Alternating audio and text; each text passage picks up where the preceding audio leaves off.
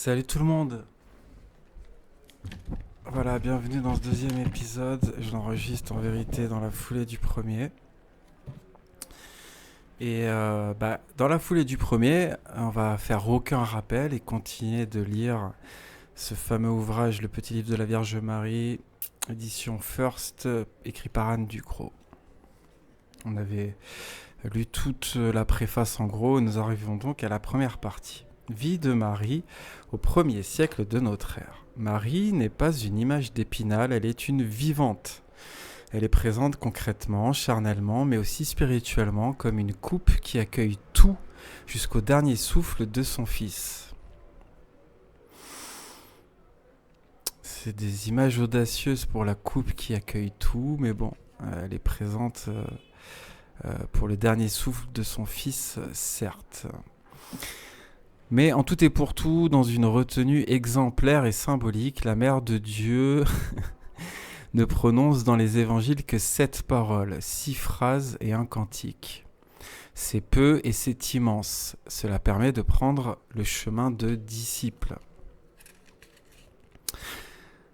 Comment cela se fera-t-il puisque je ne connais point d'homme? Alors ça va nous répertorier des phrases de Luc 1,34. Ensuite, voici la servante du Seigneur, qu'il me soit fait selon ta parole. Luc 1,38. Marie entra dans la maison de Zacharie et salua Élisabeth. Les mots de sa salutation ne nous sont pas parvenus, mais cette allégresse silencieuse est d'importance car symboliquement elle est adressée à toute l'humanité. Là, on est dans Luc 1,40. Les mots de sa salutation ne nous sont pas... Cette allégresse silencieuse est d'importance car... Bon, en tout cas, dans la phrase d'avant, voici la servante du Seigneur. Vous pensez bien qu'on ne peut pas être mère de Dieu et servante de Dieu à la fois, il y a un délire. Ensuite, Marie porte le Sauveur, d'elle jaillit le Magnificat, le chant des chants. Mon fils, pourquoi as-tu agi de la sorte avec nous? Vois ton père et moi, nous te cherchons tout angoissés. Ça, c'est dans Luc 2,48. Ça ne nous copie pas ici le Magnificat, mais c'est pas grave. Ils n'ont pas de vin, donc en Jean 2,3. Quoi qu'ils vous disent, faites-le dans Jean 2,5. On a parlé de tout ça plusieurs fois dans le live sur l'Eucharistie d'ailleurs, et dans l'épisode précédent. Ces paroles, toutes d'humilité, suffisent à Marie pour délivrer l'essentiel de son message. La voie qui a été la sienne pour suivre son fils au temps de son incarnation, au 1er siècle de notre ère, est royale. Elle mène directement au fils. En fait, Marie, justement, contrairement à ce que cette première partie tente de nous faire croire, ne suit pas son fils. Elle n'est pas un disciple du Christ. Elle est absente du ministère du Christ. Elle est présente au début de sa vie, elle est présente à la fin de sa vie, elle est présente lors de son premier miracle, mais elle ne fait pas partie des apôtres, ni même explicitement des disciples. Elle va devenir une disciple du Christ après la mort du Christ. Elle sera présente avec les 120 disciples dans l'épisode de la Pentecôte, mais elle ne suit pas Jésus en fait dans le ministère, dans ses trajets, dans ses voyages, dans toutes ses villes, dans ses campagnes où il prêche. Elle est absente. Donc non, elle ne suit pas son fils, parfois, elle ne le suit que parfois dans des épisodes symboliques clés, et elle ne fait pas partie ni des apôtres ni des disciples finalement, en tout cas pas pendant le ministère, quand on sait lire. Voilà, en tout cas, elle mène directement au Fils, toujours pour renforcer, légitimer cette histoire d'intercession. C'est pas ce que nous expliquent les évangiles, je suis désolé en fait. Contredit encore une fois un Timothée 2,5. Ensuite, chapitre 1. Marie, fille d'Anne et de Joachim, un couple âgé et stérile. Bon, ça va nous parler du protévangile de Jacques. Sainte Anne et Saint Joachim, parents de Marie et grands-parents de Jésus, dans le protévangile de Jacques, pas dans la Bible, ça n'existe pas en vrai, ne sont jamais cités dans le Nouveau Testament. Leur culte populaire remonte à l'Antiquité chrétienne. Ils se sont fait connaître par la tradition apocryphe qui fournit nombre de détails sur leur vie, en particulier sur les événements qui précèdent et suivent la naissance mystérieuse de leur fille Marie. Dans la tradition orthodoxe, Anne et Joachim sont appelés les justes ancêtres de Dieu, carrément. Ils sont fêtés en Occident le 26 juillet et en Orient le 9 septembre, le jour suivant la naissance de Marie. Anne et Joachim habitent Jérusalem, dans le quartier proche du temple. Ils suivent la loi juive, la Torah, et sont généreux avec les pauvres. C'est de ce couple de notables très pieux que va naître Marie, mère de Jésus. Elle vient d'une famille et d'un peuple qui attendent le Messie avec certitude et sans douter depuis des siècles. Toute l'histoire attend ce roi sur qui reposera l'Esprit de Dieu et qui apportera la paix. Depuis Abraham, la venue du Sauveur est l'objet de l'espérance du peuple d'Israël. Dieu leur en a fait la promesse. On a vu dans toute la série de live Retour au Christ que cette espérance du Messie, elle pouvait prendre diverses formes suivant les catégories de de ce monde juif tout au long des siècles. Les attentes messianiques des Esséniens n'étaient pas celles des pharisiens, par exemple. Anne et Joachim ont 50 ans. Le couple est stérile depuis 20 ans de désespoir. Joachim est humilié au temple dans un peuple où avoir une postérité est considéré à la fois comme un devoir et une bénédiction divine. L'absence de descendance les désigne comme frappés par le châtiment de Dieu. Être stérile est une honte. Ils sont dans une grande souffrance, mais au lieu de maudire Dieu, ils déposent devant lui leur détresse, leurs longues attentes. Ils offrent leur fidélité, leur persévérance, leur confiance. Ils offrent tout. Dieu seul peut intervenir, car lui seul donne la vie.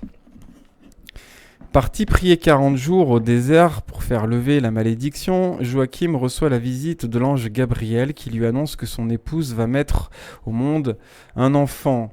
Vous avez nombre de rappels de l'Ancien Testament qui sont déjà repris dans le Nouveau Testament. Là, pour le coup, l'annonce de Gabriel ou les 40 jours dans le désert. C'est quelque part, il y a un petit côté parodique là, finalement. Vous la nommerez Marie et vous la consacrerez à Dieu dans le temple. Le Saint-Esprit habitera dans son âme dès le sein de sa mère et il opérera de grandes choses. Joachim crut à la parole de l'ange et rentra chez lui. Simultanément, Anne reçoit elle aussi la visite de Gabriel. Il lui apprend sa future grossesse. Elle n'émet aucun doute et promet de consacrer au Seigneur l'enfant qui naîtra. Anne tombe alors miraculeusement enceinte. Marie est l'exaucement d'une attente confiante. Elle est ancrée dans la réalité humaine. Alors là, ce qu'il faut bien comprendre, et c'est en fait, c'est pas vraiment perceptible avec ce que je vous ai lu, mais c'est perceptible si vous lisez l'apocryphe de Jacques.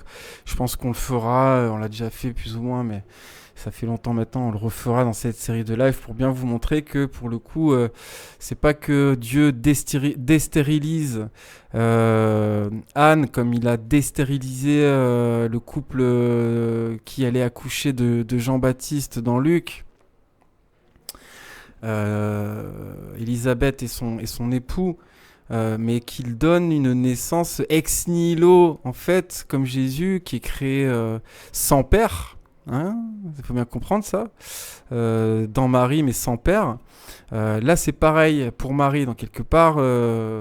Déjà, on avait une Marie dans cet apocryphe qui volait des attributs réservés au Fils de Dieu. Étymologie du prénom Marie. Prénom aux origines bibliques par excellence, le nom de Marie est apparu pour la première fois dans la Bible hébraïque comme étant celui de la sœur de Moïse et d'Aaron. Il vient de Mariam en araméen et dérive de l'hébreu Myriam et de l'égyptien Mérite, qui signifie aimer. Les latins et les grecs l'ont adopté sous la forme de Maria. Donc on a une origine égyptienne pour ce nom. Alors justement, je vais aller chercher le protévangile de Jacques, histoire de tout faire en même temps. Si je le trouve,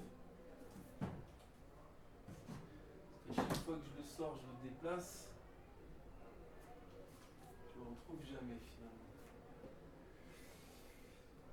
Alors, où est-ce qu'il est ?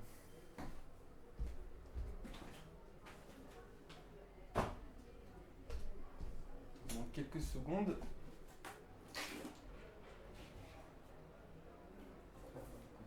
Non.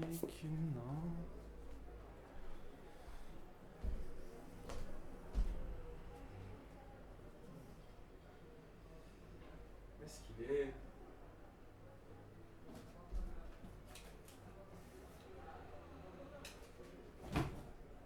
Bon, je le trouve pas. Pourtant, il est ici, c'est sûr. On aura l'occasion de voir ça dans un prochain épisode, plutôt les amis. Je vais juste un autre endroit. Voilà, j'ai trouvé. Alors justement, le protévangile de Jacques, pour lire un peu plus en détail cette naissance mariale, cette naissance de Marie, comment ça se passe.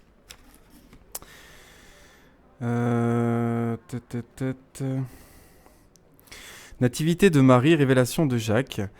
Les histoires des 12 tribus racontent qu'un homme fort riche, Joachim, apportait au Seigneur double offrande, se disant « Le supplément sera pour tout le peuple, et la part que je dois pour la remise de mes fautes ira au Seigneur, afin qu'il me soit propice. » Vint le grand jour du Seigneur. Là, on a une petite note de l'auteur. Pour cette phrase, vint le grand jour du Seigneur. 1. Formule imprécise qui trahit l'ignorance de l'auteur, selon le traducteur. Et c'est ce qui va être reproché par les chercheurs, les universitaires et les exégètes modernes, y compris dès le 5e, 6e siècle. C'est que ce protévangile de Jacques, soi-disant écrit par un juif qui connaissait des apôtres ou qui se prétend même être Jacques, finalement d'ailleurs, le rédacteur, était vraiment pas du tout un judéo-chrétien et un juif à la base, parce que il va décrire régulièrement la culture juive avec des erreurs et des grossièretés. Et les fils d'Israël apportaient leurs présents. Or, Ruben se dressa devant lui et dit « Tu n'as pas le droit de déposer le premier tes offrandes, puisque tu n'as pas eu de postérité en Israël. » Joachim eut grand chagrin, il s'en alla consulter les registres des 12 tribus du peuple, se disant « Je verrai bien dans leurs archives si je suis le seul à n'avoir pas engendré en Israël. » Il chercha et découvrit que tous les justes avaient suscité une postérité en Israël. Et il se souvint du patriarche Abraham. Sur ses vieux jours, le Seigneur Dieu lui avait donné un fils, Isaac.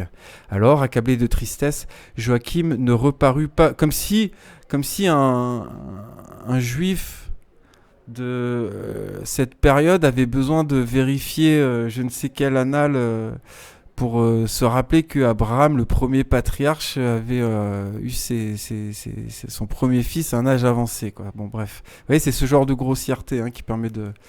Bref. Alors, accablé de tristesse, Joachim ne reparut pas devant sa femme, et il se rendit dans le désert. Il y planta sa tente, et 40 jours et 40 nuits, il jeûna, se disant « Je ne descendrai pas plus manger ni boire, avant que le Seigneur mon Dieu m'ait visité. La prière sera ma nourriture et ma boisson. » Et sa femme, Anne, avait 2 sujets de se lamenter et de se marteler la poitrine. « J'ai à pleurer, disait-elle, sur mon veuvage et sur ma stérilité. » Vint le grand jour du Seigneur. Judith, sa servante, lui dit « Jusqu'à quand te désespéreras-tu ? C'est aujourd'hui le grand jour du Seigneur. Tu n'as pas le droit de te livrer aux lamentations. Prends donc ce bandeau que m'a donné la maîtresse de l'atelier. Je ne puis m'en orner car je ne suis qu'une servante et il porte un insigne royal. » Anne lui dit « Arrière-toi, je n'en ferai rien, car le Seigneur m'a accablé d'humiliation. Et peut-être ce présent te vient-il d'un voleur et tu cherches à me faire complice de ta faute. » Et Judith, la servante, dit « Quel mal dois-je te souhaiter encore de rester sourde à ma voix ? Le Seigneur Dieu a clos ton sein et ne te donne point de fruits en Israël. » Alors Anne, malgré son désespoir, ôta ses habits de deuil, se lava la tête et revêtit la robe de ses noces. Et vers la 9e heure, 3 heures de l'après-midi, elle descendit se promener dans son jardin. Elle vit un laurier et s'assit à son ombre. Après un moment de repos, elle invoqua le Maître. « Dieu de mes prêtres, dit-elle, bénis-moi, exauce ma prière, ainsi qu'as-tu béni Sarah, notre mère, et lui as donné son fils Isaac. » Elle n'a pas besoin de consulter les annales. Levant les yeux au ciel, elle aperçut un nid de passereaux dans le laurier. Aussitôt, elle se remit à gémir. « Las, disait-elle, qui m'a engendré et de quel sein suis-je sortie ? Je suis née maudite devant les fils d'Israël. On m'a insultée, raillée et chassée du temple du Seigneur mon Dieu. Las, à qui se compare mon sort ? Pas même aux oiseaux du ciel, car les oiseaux du ciel sont féconds devant ta face, Seigneur. Las, à qui se compare mon sort ? Pas même aux animaux stupides, car les animaux stupides sont eux aussi féconds devant toi, Seigneur. Las, à quoi se compare mon sort ? Non plus aux bêtes sauvages de la terre, car les bêtes sauvages de la terre sont fécondes devant ta face, Seigneur. Las, à quoi se compare mon sort? À ces eaux non plus, car ces eaux sont tantôt calmes, tantôt bondissantes, et leurs poissons te bénissent, Seigneur. Las, à qui se compare mon sort? C'est long, hein? Pas même à cette terre, car la terre produit des fruits en leur saison, et te rend gloire, Seigneur. Et voici qu'un ange du Seigneur parut, disant: Anne, Anne, le Seigneur Dieu a entendu ta prière. Tu concevras, tu enfanteras, et l'on parlera de ta postérité dans la terre entière. Anne répondit: Aussi vrai que vit le Seigneur Dieu, je ferai don de mon enfant, garçon ou fille, au Seigneur mon Dieu, et il le servira tous les jours de sa vie. Et voici 2 messagers survinrent qui lui dirent: Joachim, ton mari, arrive avec ses troupeaux.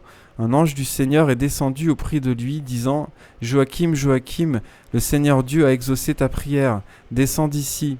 Voici qu'Anne, ta femme, a conçu en son sein. Aussitôt Joachim est descendu, il a convoqué ses bergers, leur disant: Apportez-moi ici 10 agneaux sans tache ni défaut. Ces 10 agneaux seront pour le Seigneur Dieu. Apportez-moi aussi 12 veaux bien tendres, et les 12 veaux seront pour les prêtres et le conseil des anciens. Aussi 100 chevreaux, et les 100 chevreaux seront pour tout le peuple. Joachim arriva avec ses troupeaux, Anne l'entendit au port de la ville. Dès qu'elle le vit paraître avec ses bêtes, elle courut vers lui, se suspendit à son cou et s'écria: Maintenant je sais que le Seigneur Dieu m'a comblé de bénédictions. Voici, la veuve n'est plus veuve et la stérile a conçu. Hein? Ici, il faut bien comprendre que la conception de Marie est miraculeuse comme celle de Jésus, écrit une note de l'auteur ici, du traducteur, puisqu'effectuée en l'absence de Joachim, ce que je vous expliquais tout à l'heure. C'est une création ex nihilo qui fait de Marie une fille de Dieu sans père. C'est hérétique à 2000%, c'est réservé au Fils de Dieu, c'est réservé au Christ, ça. Hein? Je lis les autres notes. Ça, on s'en fout. Enfin voilà, bon bref. Et Joachim, ce premier jour, resta chez lui à se reposer. Il n'y a pas d'acte sexuel. Joachim, il est dans sa petite quarantaine. Et Dieu engendre de Marie à travers Anne ici. Voilà, on va pas se répéter pour le côté hérétique de cet ajout de apocryphe. Bon, écoutez, est-ce qu'on lit tout le reste?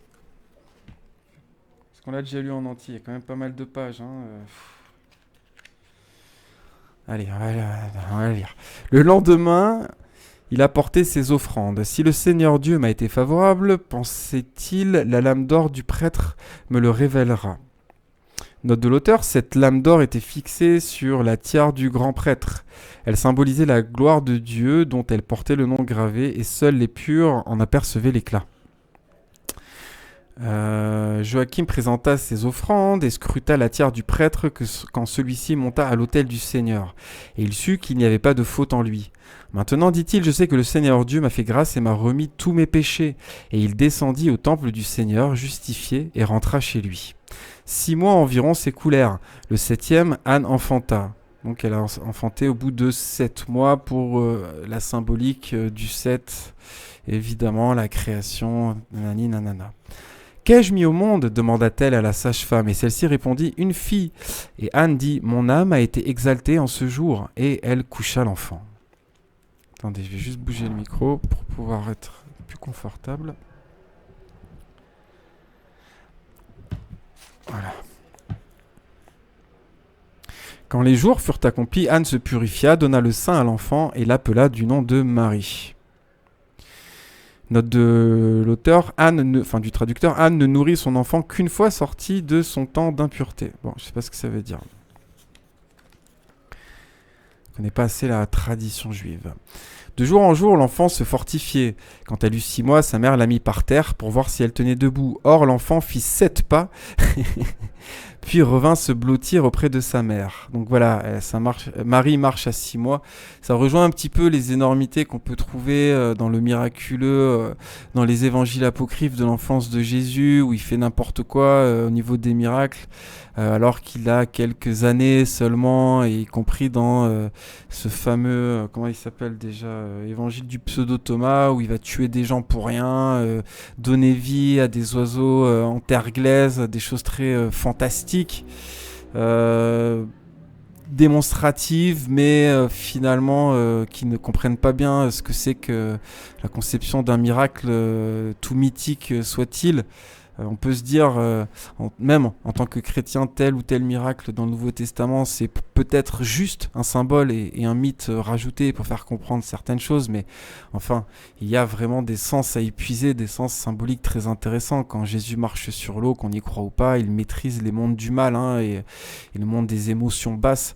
C'est comme ça qu'il faut comprendre ce symbole de l'eau, duquel émergera des profondeurs le Léviathan dans les visions apocalyptiques de Daniel, il me semble, et de Jean dans son Apocalypse, la bête de la mer. C'est un peu aussi, pas que, il y a de la vie, il y a du poisson, il y a de la nourriture, il y a le corps de Dieu, il y a le corps du Christ qui est présent dans la mer, mais plus ou moins à la surface. L'eau, les profondeurs, surtout dans ce cadre où c'est un peu pendant la tempête, où Jésus marche sur l'eau. C'est pour bien montrer qu'il est au-dessus des éléments, mais aussi au-dessus du mal, au-dessus des émotions basses, au-dessus du système des hommes, de la psyché humaine uniquement. C'est une entité divine, seule une entité divine peut faire ça. Or, Marie qui marche à 6 mois, ou Jésus qui tue des gens par la pensée dans le pseudo-Thomas, on est dans autre chose qui n'est pas justifiable d'un point de vue chrétien en vérité, quand on comprend bien les choses. Alors, sa mère la souleva, disant « Aussi vrai que vit le Seigneur mon Dieu, tu ne marcheras pas sur cette terre que je ne t'ai menée au temple du Seigneur. » Et elle apprêta un sanctuaire dans sa chambre, et elle ne laissait jamais sa fille toucher à rien de profane ou d'impur. Et elle invita les filles des Hébreux qui étaient sans tache, et celles-ci la divertissaient. Quand l'enfant eut 1 an, Joachim donna un grand festin où il convia les grands prêtres, les scribes, les anciens et tout le peuple d'Israël. Il présenta l'enfant aux prêtres qui la bénirent. « Dieu de nos pères, disait-il, bénis cet enfant et donne-lui un nom, illustre à jamais dans toutes les générations. »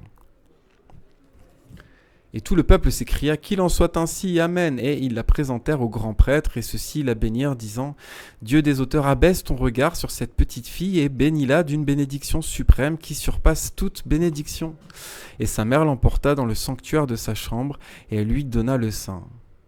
Une bénédiction qui surpasse toutes les bénédictions, c'est assez grossier aussi, ça, en vérité. Anne éleva un chant au Seigneur Dieu. Je chanterai un cantique sacré au Seigneur mon Dieu, parce qu'il m'a visité et m'a enlevé l'outrage de mes ennemis. Et le Seigneur mon Dieu m'a donné un fruit de sa justice, unique et considérable devant sa face. Qui annoncera au fils de Ruben qu'Anne donne le sein? Écoutez, écoutez, ô les 12 tribus d'Israël, Anne donne le sein. Et elle reposa l'enfant dans le sanctuaire de sa chambre, sortit et servit ses hôtes. Quand le banquet fut achevé, ils descendirent joyeux et ils glorifièrent le Dieu d'Israël. Les mois se succédèrent, l'enfant atteignit 2 ans. Joachim dit « Menons-la au temple du Seigneur pour accomplir la promesse que nous avons faite.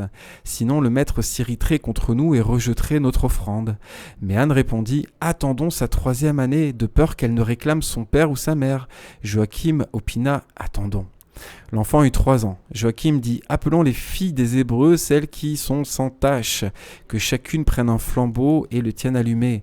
Ainsi Marie ne se retournera pas et son cœur ne sera pas retenu captif hors du temple du Seigneur. » L'ordre fut suivi et elles montèrent au temple du Seigneur.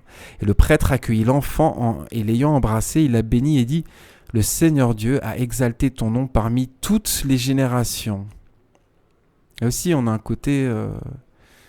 au-dessus de tous. En toi, au dernier des jours, le Seigneur manifestera la rédemption aux fils d'Israël. Pareil, on a des propriétés christiques complètement adaptées, usurpées, là, ici, il faudrait dire, par la conception de Marie dans ce protévangile. Hein? Le Seigneur manifestera la rédemption au fils d'Israël, en toi, en Marie, jusqu'à la fin des temps, au dernier des jours. Mais qui est symbole de rédemption dans le christianisme? Normalement, c'est pas Marie. Il n'y en a qu'un, c'est le Christ. Et c'est un attribut divin de pouvoir fournir, donner la rédemption aux hommes. Il n'y a que Dieu qui peut faire ça, c'est-à-dire le Christ ou Dieu. C'est ça, c'est des éléments de base qu'on peut comprendre qu'un un chrétien de 150 ne pouvait pas vraiment comprendre. Il n'avait pas la chance d'avoir amassé toutes les informations qui sont à notre portée facilement en quelques clics aujourd'hui. Mais la rédemption, c'est le Christ en fait. Et si on attribue la rédemption à un autre personnage qui n'est ni le Père, ni le Fils, ni le Saint-Esprit, c'est plus du christianisme en fait. Hein. C'est la base, hein, vraiment ça. Et le Seigneur Dieu répandit sa grâce sur elle, et ses pieds esquissèrent une danse, et toute la maison d'Israël l'aima.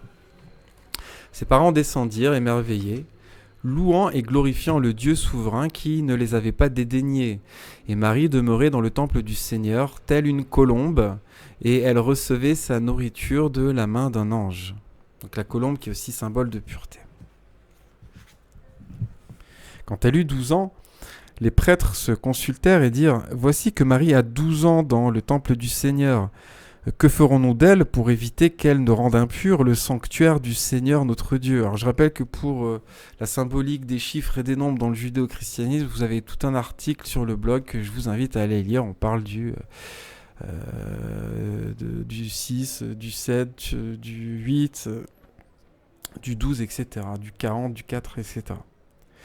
Ils dirent au grand prêtre, toi qui gardes l'autel du Seigneur, entre et prie au sujet de cet enfant. Ce que le Seigneur te dira, nous le ferons. Et le prêtre revêtit l'habit aux 12 clochettes. Bon, il y a du 12 partout. Et il y a des références ici dans la robe à Exode 28, 17, 21, 33, 35, selon l'auteur. Et le prêtre revêtit l'habit aux 12 clochettes, pénétrant dans le sein des saints et se mit en prière. Et voici qu'un ange du Seigneur apparut, disant « Zacharie, Zacharie, sors et convoque les veuves du peuple, qu'ils apportent chacun une baguette. Et celui à qui le Seigneur montrera un signe en fera sa femme. » Des héros s'égaillèrent dans tout le pays de Judée, et la trompette du Seigneur retentit. Et voici qu'ils accoururent tous. Joseph jeta sa hache, et... Attends, mais d'où il sort Joseph là? Ah oui, d'accord, c'est la première fois qu'on le voit dans le texte. Très bien. Joseph jeta sa hache et lui aussi alla se joindre à la troupe. Ils se rendirent ensemble chez le prêtre avec leurs baguettes. Le prêtre prit ses baguettes, pénétra dans le temple et pria. Sa prière achevée, il reprit les baguettes, sortit et les leur rendit. Aucune ne portait de signe. Or, Joseph reçut la sienne le dernier. Et voici qu'une colombe s'envola de sa baguette et vint se percher sur sa tête.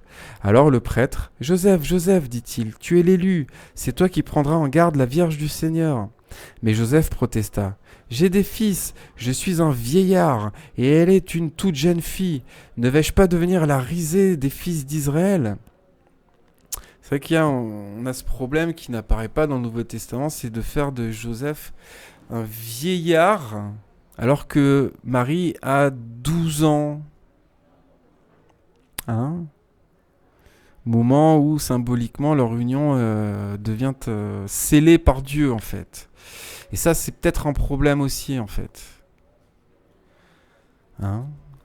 Enfin pour moi en tout cas, hein, après vous prenez ça comme vous voulez, hein, mais je veux bien qu'à l'époque du Christ c'était peut-être normal parfois d'avoir certains écarts d'âge, mais là on a un vieillard avec une gamine de 12 ans quand même. Bon je sais pas. Et je pense que c'était peut-être plus perceptible dans certains pays orientaux dont est issu le protévangile de Jacques que dans la culture juive de l'époque, hein, très honnêtement. Hein. Joseph, répondit le prêtre, crains le Seigneur ton Dieu et souviens-toi du sort que Dieu a réservé à Dathan, Abiron et Corée. La terre s'entr'ouvrit et les engloutit tous à la fois parce qu'ils lui avaient résisté. Et maintenant Joseph craint de semblables fléaux sur ta maison. Très ému, Joseph prit la jeune fille sous sa protection et lui dit : « Marie, le temple du Seigneur t'a confié à moi. Maintenant, je te laisse en ma maison, car je pars construire mes bâtiments. Je reviendrai auprès de toi. Le Seigneur te gardera. » Cependant, les prêtres s'étaient réunis et avaient décidé de faire tisser un voile pour le temple du Seigneur. Et le grand prêtre dit : « Appelez-moi les jeunes filles de la tribu de David qui sont sans tache. » Encore une bourde, nous dit l'auteur, il n'y a pas de tribu de David. Comment ça ? Ah oui, bah oui, David, il fait pas partie des 12 tribus, effectivement. Il n'existait pas à l'époque des 12 tribus issues de la lignée des trois premiers patriarches, Abraham, puis Isaac, puis Jacob. Les 12 tribus étant 12 fils de Jacob, des siècles et des siècles, enfin 2-3 siècles. Enfin 2-3 siècles. Je compte dans ma tête. Non, pas 2-3. Oui, là logiquement, il n'y a pas de date fixe de toute façon, mais on est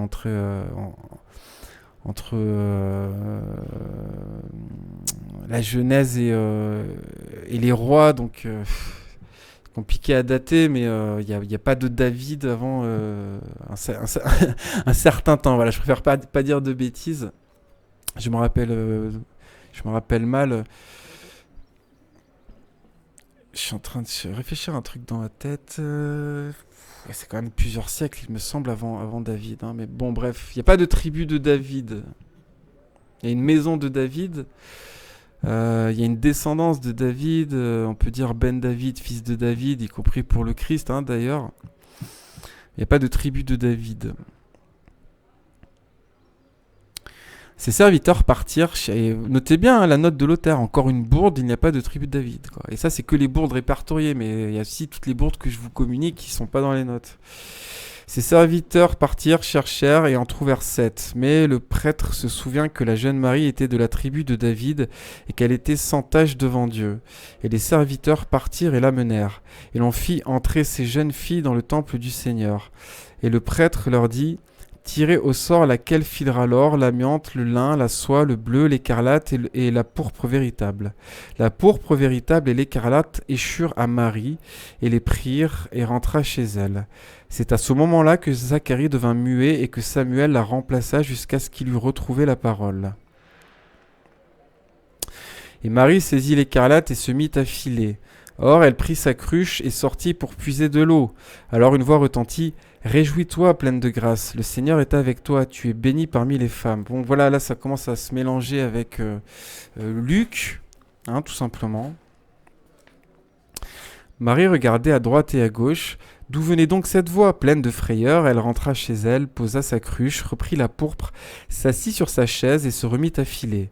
Et voici qu'un ange debout devant elle disait : ne crains pas, Marie, tu as trouvé grâce devant le Maître de toutes choses, tu concevras de son verbe. Ces paroles jetèrent Marie dans le désarroi. Concevrai-je, moi, du Seigneur, dit-elle, du Dieu vivant, et enfanterai-je comme toute femme ? Et voici que l'ange, toujours devant elle, lui répondit : non, Marie, car la puissance de Dieu te prendra sous son ombre. Aussi, le saint enfant qui naîtra sera-t-il appelé le Fils du Très-Haut. Tu lui donneras le nom de Jésus, car il sauvera son peuple de ses péchés. Ah bon, il ne sauvera pas le monde de ses péchés. Et Marie dit alors : me voici devant lui, sa servante, qu'il m'advienne selon ta parole. Et elle reprit son travail de pourpre et d'écarlate, puis l'apporta au prêtre. Alors on avait vu dans des vieux lives pourquoi c'est peut-être aussi un problème symbolique d'attribuer ces couleurs pourpre écarlate à Marie, et toute la tradition chrétienne dès cette période vont véritablement jusqu'à nos jours encore. C'est très fréquent utiliser ces couleurs pour symboliser Marie et ses vêtements. On voit à quoi ça renvoie finalement dans l'évangile de Jean, ces couleurs. Mais bon, il y a une symbolique soit de sacrifice, d'ailleurs on peut les attribuer au Christ parfois aussi, mais aussi de luxure, de luxe quand il n'y a pas de sacrifice. Or, Marie ne s'est pas sacrifiée. On avait vu ça déjà dans un vieil épisode de Fac et Révélation. Et quand le prêtre le reçut, il la bénit et dit: Marie, le Seigneur Dieu a exalté ton nom et tu seras bénie parmi toutes les générations de la terre. On reprend Luc ici, encore une fois, pleine de joie. Marie se rendit chez sa parente Élisabeth et frappa à la porte. En l'entendant, Élisabeth jeta l'écarlate, courut à la porte, ouvrit et la bénit en ces termes: Comment se fait-il que la mère de mon Seigneur vienne à moi? Car vois-tu, l'enfant a tressailli et t'a béni. Or, Marie avait oublié les mystères dont avait parlé l'ange Gabriel. Elle leva les yeux au ciel et dit: Qui suis-je pour que toutes les femmes de la terre me proclament bienheureuse? Et elle demeura 3 mois chez Élisabeth, et de jour en jour son sein s'arrondissait. Inquiète, elle regagna sa maison et elle se cachait des fils d'Israël. Elle avait 16 ans quand s'accomplirent ces mystères. Alors là, il y a 2 notes de l'auteur, du traducteur intéressantes. Petit 1, d'ailleurs j'ai oublié de la lire parce qu'il y a peu d'éclairage. Il est où le petit 1? Bon. En contradiction avec Saint Luc, pour qui Marie garde précieusement toute chose en son cœur. Il est où le petit 1? Bon, on va y revenir. Pour le petit 2, donc, elle avait 16 ans, nananiana. On a une note qui nous dit: Nouvelle distraction de l'auteur, il ne s'est pas écoulé 4 ans depuis la sortie du temple, CF page précédente. Oui, elle avait plus ou moins 12 ans. Enfin bon, encore une erreur un peu grossière. Et le petit 1, j'arrive pas à le trouver. Ah si, c'est la phrase: Or Marie avait oublié les mystères dont avait parlé l'ange Gabriel. Et là, donc, c'est vraiment en contradiction avec Saint Luc, pour qui Marie garde précieusement ces choses-là dans son cœur. Oui, et comment tu peux oublier l'annonciation de Gabriel? Bon, bref, c'est une erreur assez grossière aussi. Son 6e mois arriva, et voici que Joseph revint des chantiers. Alors, on est 6 mois après les 12 ans, là, en fait. On n'est pas 4 ans après. Il entra dans la maison et s'aperçut qu'elle était enceinte. Et elle se frappa le visage et se jeta à terre sur son sac, et il pleura amèrement, disant: Quel front levrai-je devant le Seigneur Dieu? Quelle prière lui adresserai-je? J'en ai marre de mal voir, je vais bouger le micro. Je l'ai reçue vierge du temple du Seigneur et je ne l'ai pas gardée. Qui m'a trahi? Qui a commis ce crime sous mon toit? Qui m'a ravi la Vierge et l'a souillée? L'histoire d'Adam se répète-t-elle à mon sujet? Car tandis qu'Aman faisait sa prière de louange, le serpent s'approcha et surprit Ève seule. Il la séduisit, il la souilla. La même disgrâce me frappe. Et Joseph se releva de son sac et appela Marie. Toi, la choyée de Dieu, qu'as-tu fait là? As-tu oublié le Seigneur ton Dieu? Pourquoi t'es-tu déshonoré, toi qui as été élevé dans le sein des saints et as reçu nourriture de la main d'un ange? Et elle pleura amèrement, disant: Je suis pure et je ne connais pas d'homme. Et Joseph lui dit: D'où vient le fruit de ton sein? Et elle répondit: Aussi vrai que vit le Seigneur mon Dieu, j'ignore d'où il vient. Explique-lui ce qui s'est passé avec l'ange. Je sais pas. Mais voilà, on rajoute du drama, on rajoute du pathos, en contredisant Luc d'ailleurs ici, mais bon. Et Joseph, rempli de frayeur, se tint coi, et il se demandait ce qu'il devait faire d'elle. Si je garde le secret sur sa faute, se disait-il, je contreviendrai à la loi du Seigneur. Même si je la dénonce au fils d'Israël et que son enfant vienne d'un ange, ce dont j'ai bien peur, alors je livre à la peine capitale un sang innocent. Que ferai-je d'elle? Je la répudierai en secret. Bon. Ça tente de joindre les bouts de Luc en rajoutant tout le pathos qu'on redécouvre ici. La nuit le surprit dans ses réflexions. Et voici qu'un ange du Seigneur lui apparut en songe, disant: Ne t'inquiète pas à propos de cet enfant. Ce qui est en elle vient de l'Esprit Saint. Elle t'enfantera un fils auquel tu donneras le nom de Jésus, car il sauvera son peuple de ses péchés. Joseph se réveilla et glorifia le Dieu d'Israël qui lui avait donné sa grâce. Et il garda la jeune fille. Or, le scribe Anne vint le voir et lui dit: Joseph, pourquoi n'as-tu point paru à notre réunion? Mon voyage m'avait fatigué, répondit-il, et j'ai passé le premier jour à me reposer. Mais Anne se retourna et vit Marie enceinte. Et il parut en courant chez le prêtre et lui dit: Eh bien, ce Joseph dont tu te portes garant a commis une faute ignoble. Quoi donc? Demanda le grand prêtre. L'autre répondit: Il a déshonoré la jeune fille que le temple du Seigneur lui avait confiée, et il l'a épousée secrètement, sans avertir les fils d'Israël. Et le grand prêtre lui dit: Joseph a-t-il fait cela? Et l'autre répondit, envoie tes gens et tu verras que la jeune fille est enceinte. Des serviteurs partirent et la trouvèrent dans l'état qu'il avait dit. Ils la ramenèrent au temple et elle comparut au tribunal. Le grand prêtre lui dit, Marie, qu'as-tu fait là? Pourquoi as-tu perdu ton honneur? As-tu oublié le Seigneur ton Dieu, toi qui fus élevé dans le sein des saints et qui reçus nourriture de la main des anges?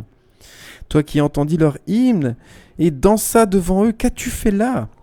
Et elle pleura amèrement et dit, aussi vrai que vit le Seigneur Dieu, je suis pure devant sa face et ne connais pas d'homme. Et le grand prêtre dit, et toi Joseph, qu'as-tu fait? Et Joseph répondit, aussi vrai que vit le Seigneur et que vive son Christ, le témoin de sa vérité, je suis pur vis-à-vis d'elle. Le grand prêtre insista, ne rends pas de faux témoignages, dis la vérité. Tu l'as épousée en cachette, tu n'as rien dit aux fils d'Israël et tu n'as pas incliné ta tête sous la puissante main qui eût béni ta postérité. Et Joseph garda le silence. Le grand prêtre reprit, rends-nous la jeune fille que tu avais reçue du temple du Seigneur. Joseph fondit en larmes. Le grand prêtre ajouta, je vous ferai boire l'eau de l'épreuve rituelle et votre faute éclatera à vos yeux. Cette histoire d'épreuve rituelle lors d'Ali que subissait la femme soupçonnée d'adultère, je vous renvoie, comme le dit la note, à Nombre 5, 11, 31. Quelque chose qui n'existait plus, fort heureusement qu'on a plus ou moins repris avec les procès de sorcières. Il y a un parallèle très intéressant à faire ici entre ce qu'on faisait vivre à ces femmes adultères à l'époque de la Torah, du mosaïsme, et pendant la période d'Inquisition, pour savoir si une sorcière mentait. C'est très intéressant.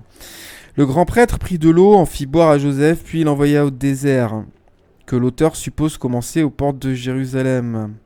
Faussement, il ne connaissait pas la région. Or, celui-ci revint indemne, et il fit boire aussi la jeune fille et l'envoya au désert, et elle redescendit indemne, et tout le peuple s'étonna que leur faute n'eût pas été manifestée. Alors, le grand prêtre dit, puisque le Seigneur Dieu n'a pas révélé de péchés en vous, moi non plus, je ne vous condamne pas. Et il les laissa partir, et Joseph prit Marie et rentra chez lui heureux, et louant le Dieu d'Israël. Bon, tout ça n'existe pas dans les évangiles, bien sûr, comme vous le savez.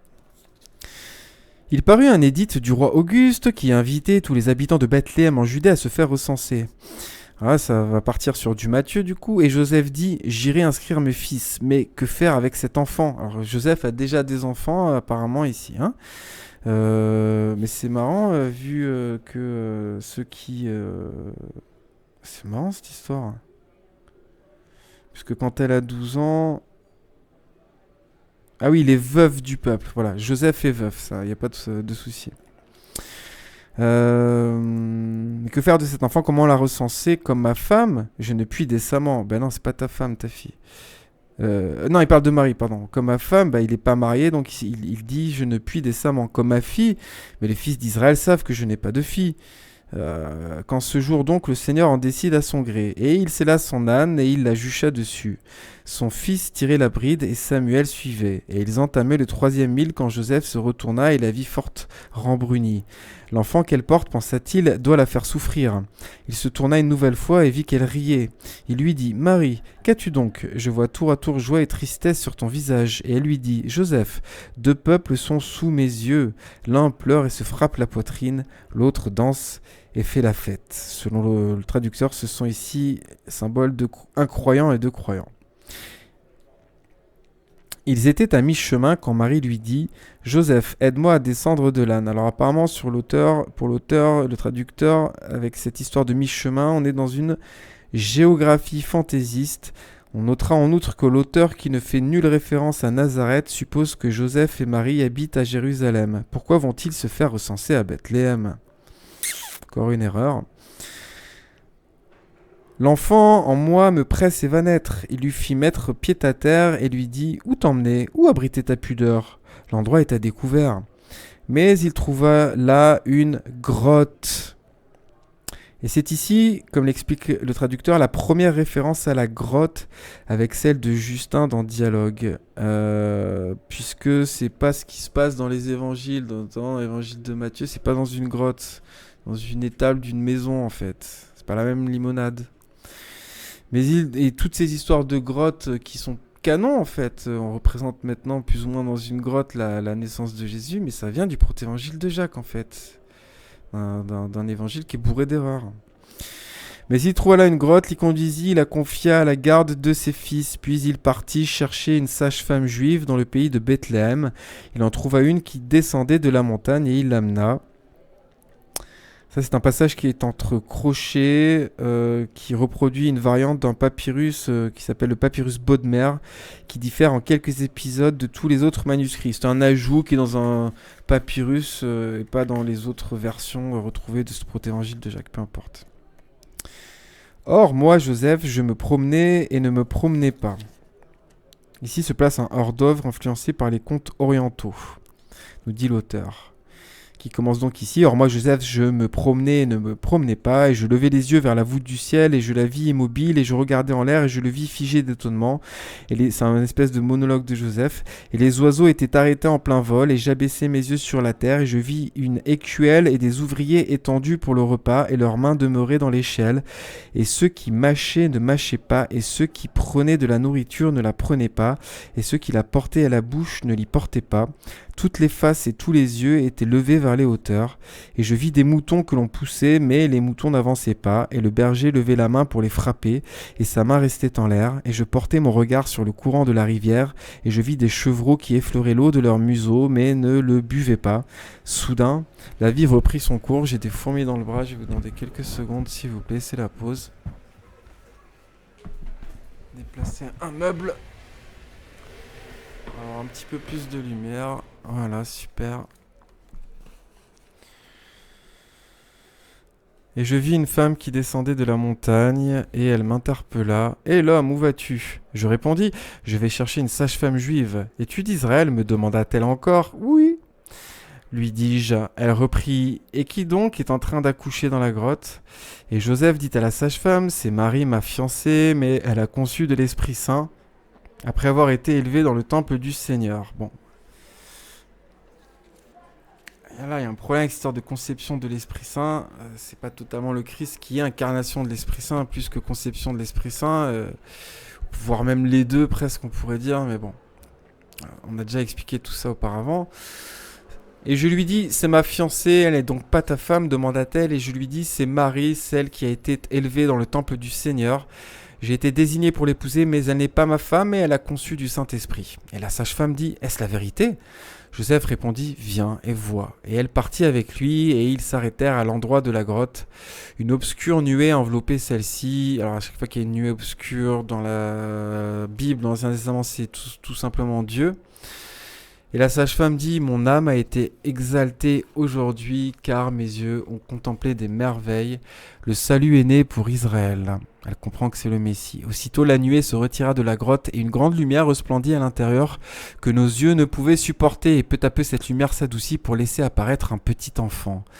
Et il vint prendre le sein de Marie sa mère et la sage-femme s'écria « Qu'il est grand pour moi ce jour, j'ai vu de mes yeux une chose inouïe. » Et la sage-femme sortant de la grotte rencontra Salomé et elle dit « Salomé, Salomé, j'ai une étonnante nouvelle à t'annoncer, une vierge a enfanté contre la loi de la nature. » Et Salomé répondit, aussi vrai que vit le Seigneur mon Dieu, et si je mets mon doigt et si je n'examine son corps, je ne croirai jamais que la Vierge a enfanté.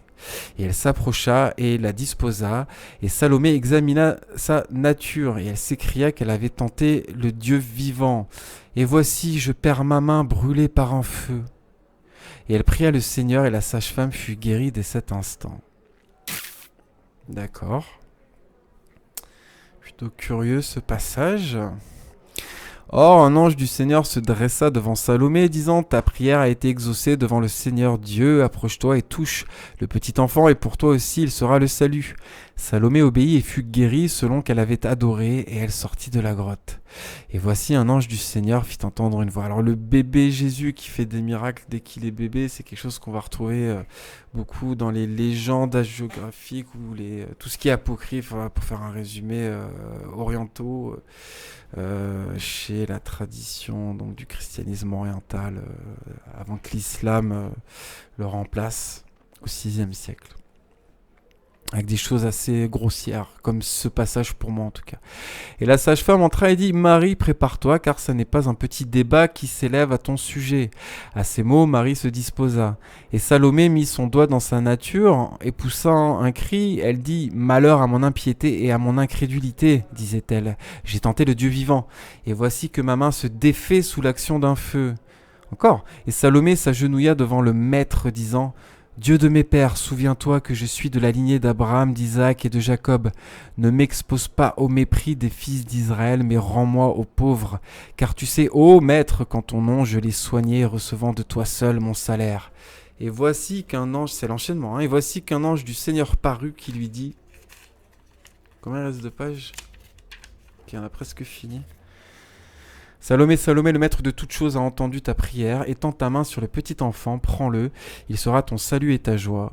Et Salomé, tout ému, s'approcha de l'enfant, le prit dans ses bras, disant « Je l'adorerai. Il est né un roi à Israël et c'est lui. » Aussitôt Salomé fut guérie et elle sortit de la grotte, justifiée. Et voici qu'une voix parla « Salomé, Salomé, n'ébruite pas les merveilles que tu as contemplées avant que l'enfant ne soit entré à Jérusalem. » Sans doute pour la présentation au temple, précise une note.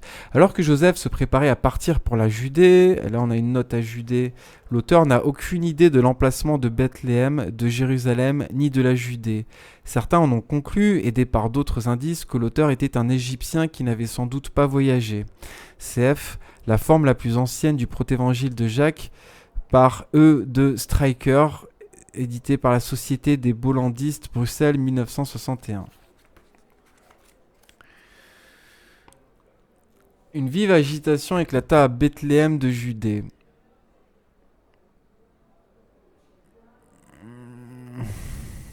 Ouais. Les mages arrivèrent disant « Où est le roi des Juifs ? Nous avons vu son étoile en Orient et nous sommes venus l'adorer. » Cette nouvelle alarma Hérode qui dépêcha des serviteurs, les convoqua et ils le renseignèrent sur l'étoile. Et voici, ils virent des astres en Orient, et ils les guidaient jusqu'à leur arrivée dans la grotte, et l'étoile s'arrêta au-dessus de la tête de l'enfant. Là, on a une petite note encore. Recension incohérente. Comment les mages sont-ils à la fois devant Hérode et en route vers la grotte ? Pourquoi cette allusion à plusieurs étoiles et à une seule ? Encore une note de l'ouvrage de Stryker, qui prouve une énième incohérence de ce protévangile. Vous savez si cet évangile qui a pu faire illusion plusieurs siècles a fini par être rendu apocryphe, c'est pas pour rien, hein ? Bethléem de Judée. Cette nouvelle alarma Hérode qui dépêcha des serviteurs auprès des mages. Il convoqua aussi les grands prêtres et les interrogea au prétoire. « Qu'est-il écrit sur le Christ ?» demanda-t-il. « Où doit-il naître ?» Ah oui, mais j'avais oublié de lire la suite de la note numéro 3, là, sur cette histoire de roi mage, on va dire. L'évangile aussi apocryphe pseudo-Matthieu ajoute « Le 3e jour après la naissance du Seigneur, Marie sortit de la grotte, entra dans une étable et déposa l'enfant dans la crèche, et le bœuf et l'âne l'adorèrent. Alors s'accomplit la parole du prophète Isaïe, le bœuf a reconnu son maître et l'âne la crèche de son maître. Ces animaux avaient l'enfant entre eux et l'adoraient sans cesse. Alors s'accomplit la parole du prophète Habacuc, tu te feras connaître entre deux animaux. » Alors il y a l'étable et tout, hein, mais c'est pas dans une grotte dans Matthieu. Et là, vous voyez que ça mélange beaucoup Luc et Matthieu, tout ça, hein, depuis le début. Cette nouvelle alarma Hérode qui dépêcha des serviteurs auprès des mages. Il convoqua aussi les grands prêtres et les interrogea au prétoire. Qu'est-il écrit sur le Christ ? Demanda-t-il. Où doit-il naître ? Ils répondirent à Bethléem en Judée. Ainsi est-il écrit, et il les congédia. Puis il interrogea les mages, leur disant « Quel signe avez-vous vu au sujet du roi nouveau-né » Et les mages répondirent « Nous avons vu une étoile géante parmi les autres constellations si éblouissante qu'elle les éclipsait toutes. Ainsi avons-nous compris qu'un roi était né à Israël et nous sommes venus l'adorer. » Hérode leur dit « Partez à sa recherche, et si vous le trouvez, faites-le moi savoir afin que moi aussi j'aille l'adorer. » Les mages partirent. Et voici, l'astre qu'ils avaient vu en Orient les conduisit jusqu'à ce qu'ils fussent arrivés à la grotte, et au-dessus de la tête de l'enfant, il s'arrêta. Cette étoile, nous dit Note, est mentionnée aussi par Ignace d'Antioche dans la lettre aux Éphésiens 19, 1, 2 et le pseudo Matthieu. J'ai pas bien compris la note, mais bon, c'est pas grave. Quand ils l'eurent vu là avec Marie sa mère, les mages tirèrent des présents de leur sac, or, encens et myrrhe. Mais comme l'ange les avait avertis de ne pas repasser par la Judée, ils rentrèrent chez eux par un autre chemin. D'ailleurs, je rappelle que les noms des rois mages n'existent pas ni dans les évangiles, ni dans ce protévangile d'ailleurs. C'est pas des rois non plus, c'est juste des mages dans les évangiles. Allez lire le Wikipédia des rois mages, c'est assez intéressant. Alors Hérode, voyant qu'il avait été joué par les mages, se mit en colère et envoya des tueurs avec mission de faire périr tous les enfants jusqu'à l'âge de 2 ans. On reprend Matthieu. Quand Marie apprit ce massacre, saisie d'effroi, elle prit l'enfant, l'emmaillota et le cacha dans une mangeoire à bétail. Élisabeth, qui avait appris que l'on cherchait Jean, l'emporta et gagna la montagne, et elle regardait à la ronde où le dissimulait, mais elle n'apercevait point de cachette.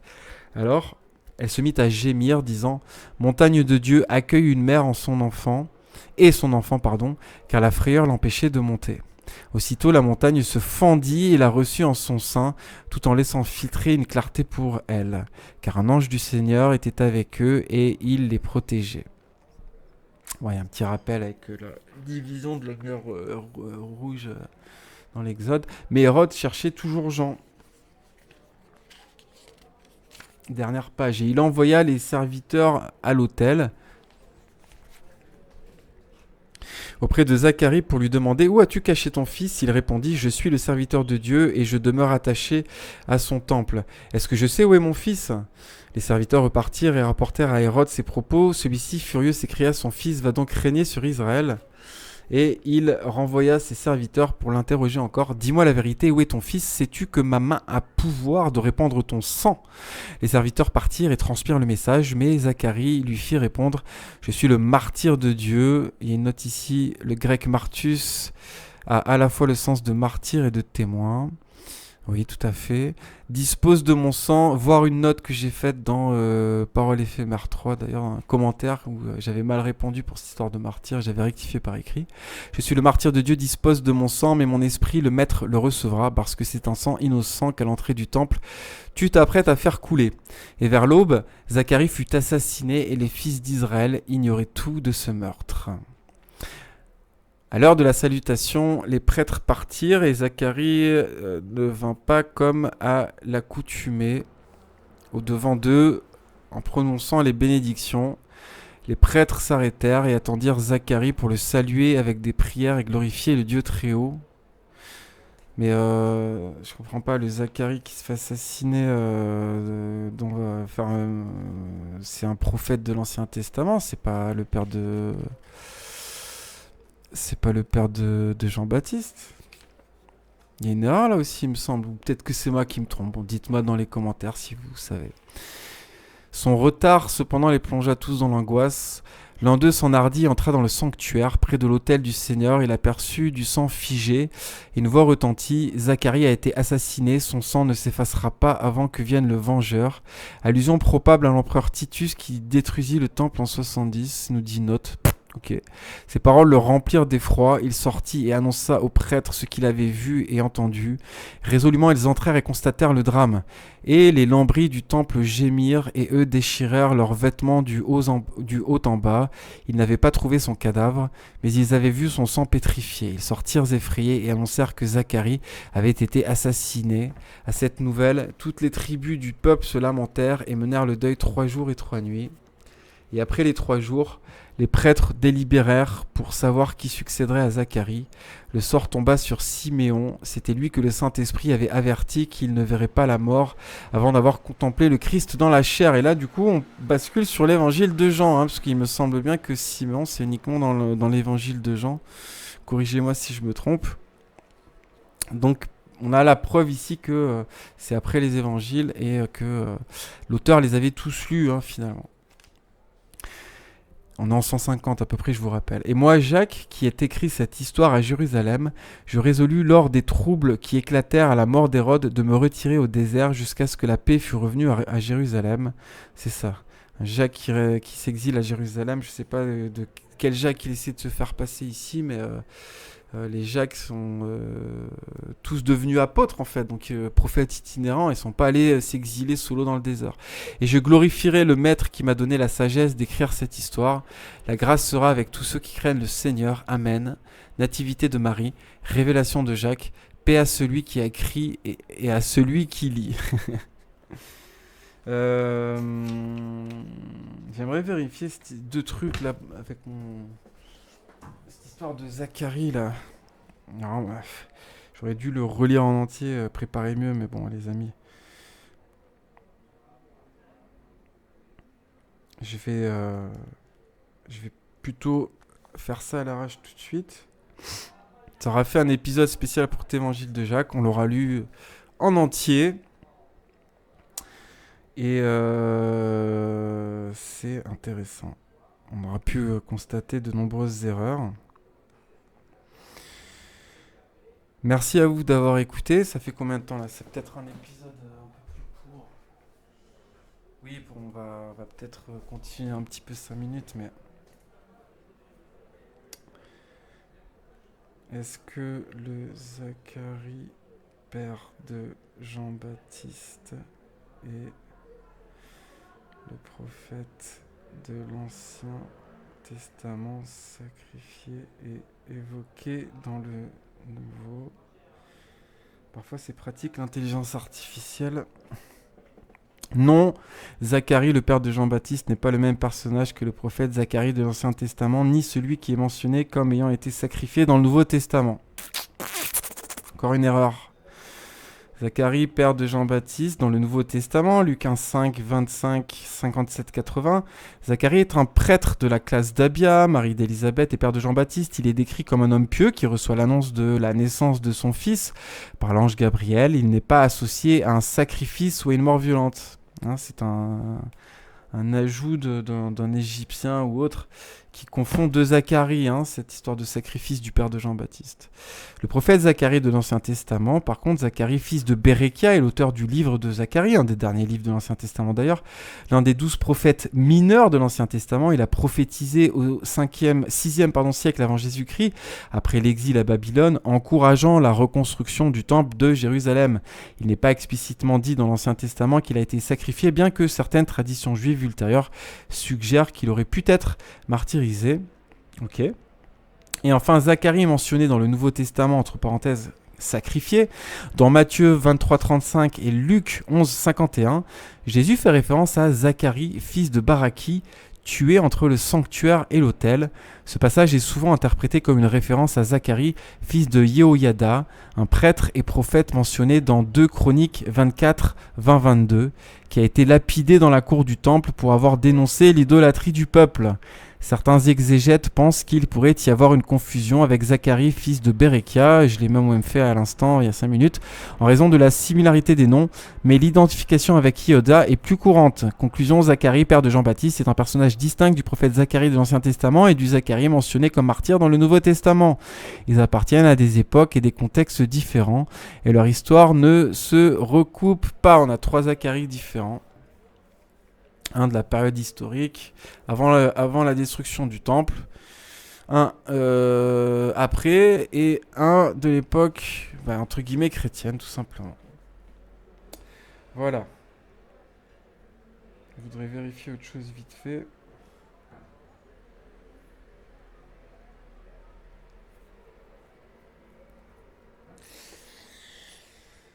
Voilà.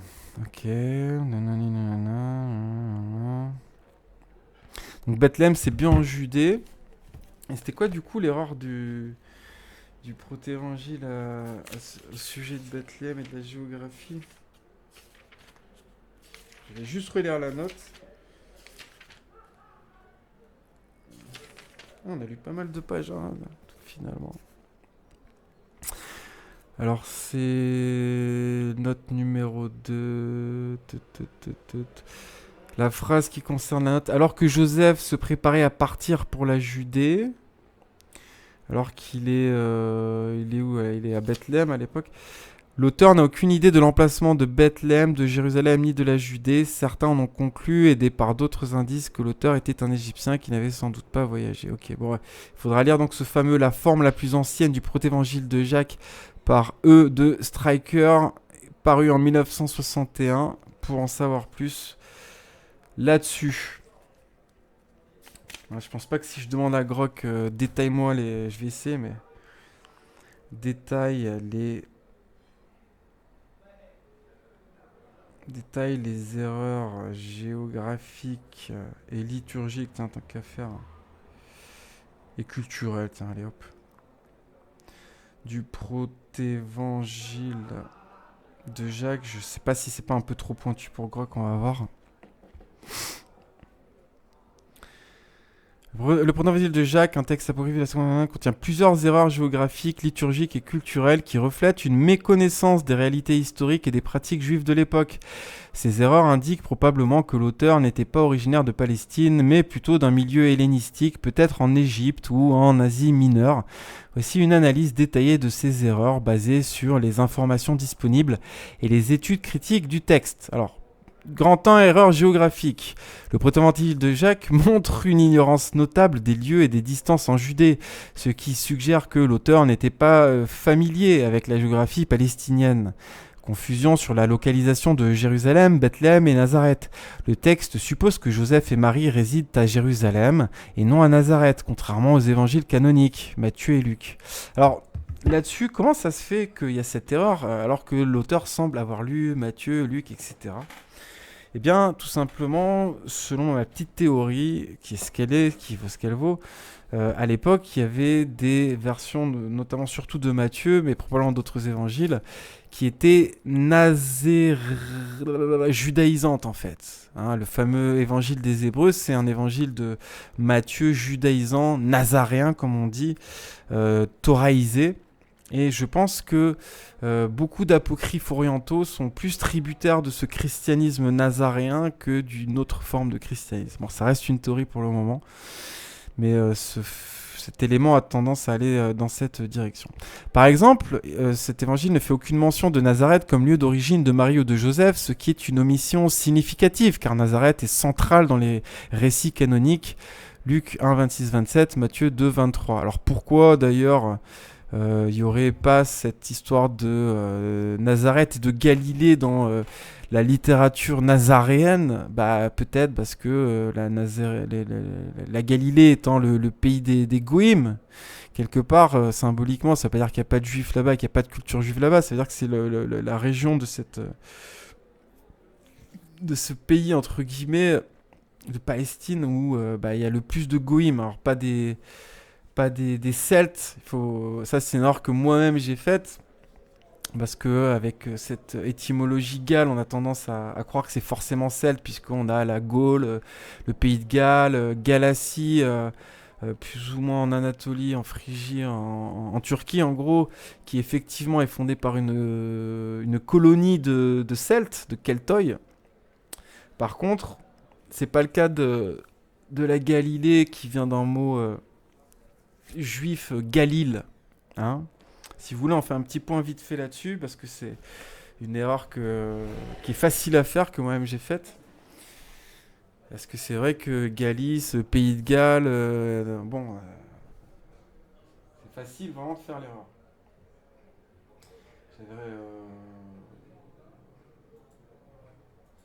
J'avais mis de côté un petit texte à ce sujet, voilà, on va le faire ensemble, très vite fait.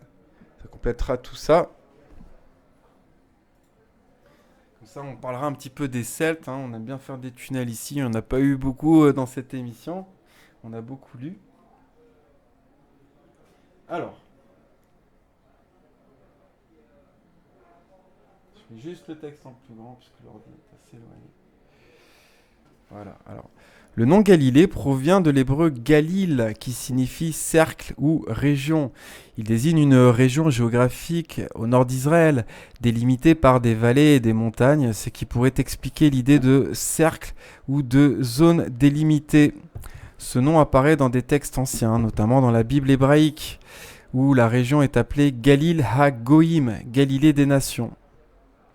Donc dès l'Ancien Testament, on a ça, en référence à la diversité des populations non israélites qui y vivaient, comme les Cananéens, les Phéniciens et d'autres peuples. Origine et ancienneté du nom, le nom Galil. Le terme Galilée est attesté dès le 2e millénaire avant Jésus-Christ dans des sources égyptiennes sous des formes comme Gélil, Gélil ou Garihou, désignant une région du Levant. Dans la Bible, le livre de Josué, chapitre 20, et le livre d'Isaïe, en 9.1, mentionnent explicitement la Galilée, confirmant son usage dès le 8e siècle avant Jésus-Christ. Le nom s'est maintenu à travers les périodes israélites, perses, hellénistiques, romaines, puis jusqu'à l'époque moderne, en raison de la continuité géographique et culturelle de la région. L'idée d'une origine celtique pour le nom Galilée repose sur une ressemblance phonétique avec des termes celtiques comme Galles ou Gaule, associés au peuple celte, c'est-à-dire gaulois en Europe.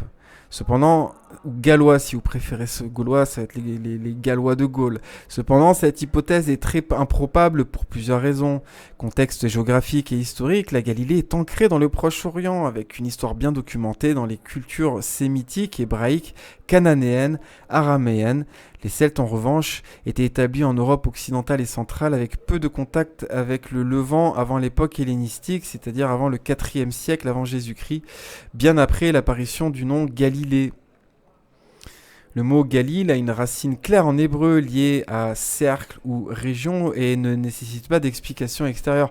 Les similitudes avec des termes celtiques sont probablement fortuites. Aucun artefact, inscription ou texte ancien ne suggère une influence celtique dans la région de la Galilée à l'époque où le nom est apparu.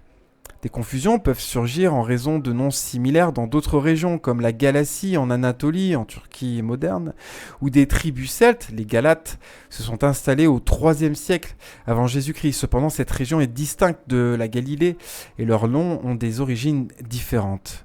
La Galilée, donc, en conclusion, tire son nom d'une racine hébraïque ancienne, Galil, utilisée depuis au moins le 2e millénaire avant Jésus-Christ pour désigner cette région du nord d'Israël. Ça n'existait pas les Celtes 2000 ans avant Jésus-Christ. On va le voir après d'ailleurs. Une origine celtique est hautement improbable car aucune preuve historique, linguistique ou archéologique ne soutient cette idée. La ressemblance avec des termes celtiques est une coïncidence phonétique sans le moindre fondement.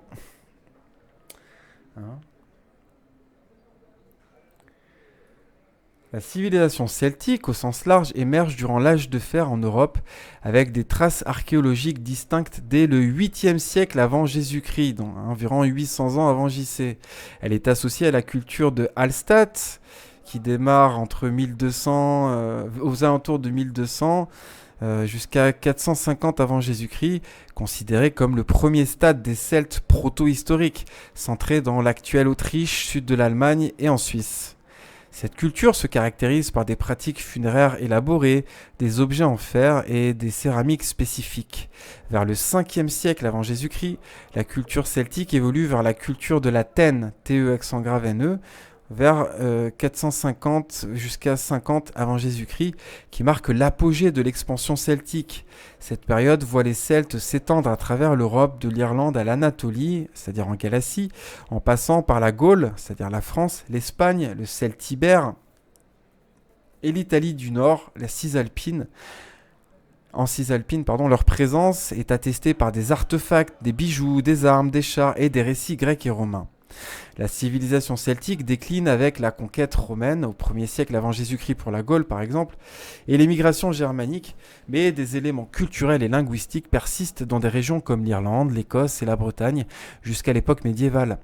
En résumé, la civilisation celtique débute vers le 8e siècle avant Jésus-Christ avec Hallstatt, atteint son apogée avec la Tène et se prolonge sous des formes résiduelles dans certaines régions jusqu'au début du Moyen-Âge.